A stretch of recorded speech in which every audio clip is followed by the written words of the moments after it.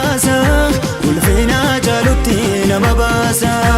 Olii dhufee godaa kaasa ulfina jaalutti nama baasa. Olii dhufee godaa kaasa ulfina jaalutti nama baasa. Olii dhufee godaa kaasa ulfina jaalutti nama baasa.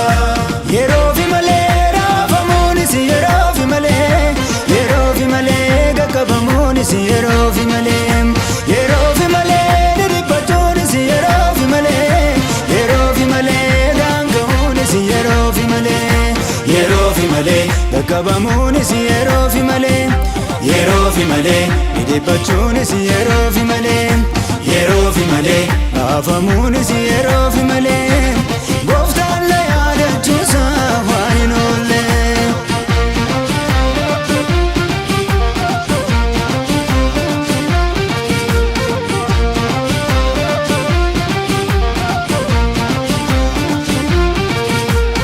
Isan nagahee gurra kootiin raawwatee tan argame ija kootiin anaaf hin dhufaami birmataan koo kaani lafa laalchisa diinotaa koo. Ifa koo naatti hin dukkanoomne matii ifa koo abdii koo kaana laalee deemudhati abdii koo. Ifa koo naatti hin dukkanoomne matii ifa koo abdii koo kaana laalee deemudhati abdii koo. Anaaf ifa koo ifa koo ifa koo Yesuus ifa koo.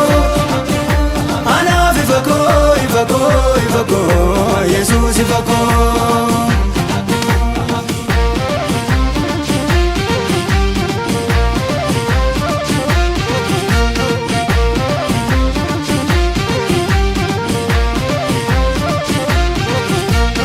Ilaalu boodee koo ulfina jira dura koo ilaalu dideera kan biyya lafaa tuffateera.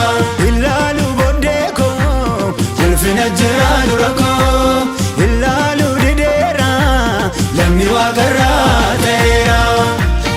Akkani ilaalletti boodee koo jabeesse naaf hidhe mogolee koo midhaamila koo hiikkachiise galaa bara baraan hidhachiise.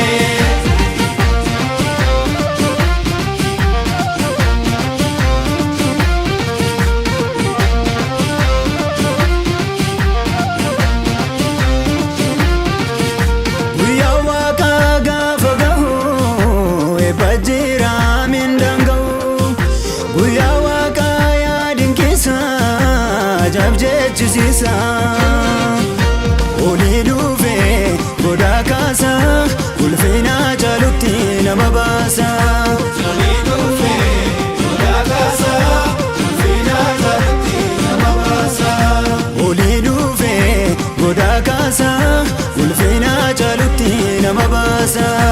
Olii dhufee godaa kaasa ulfina jaalutti nama baasa.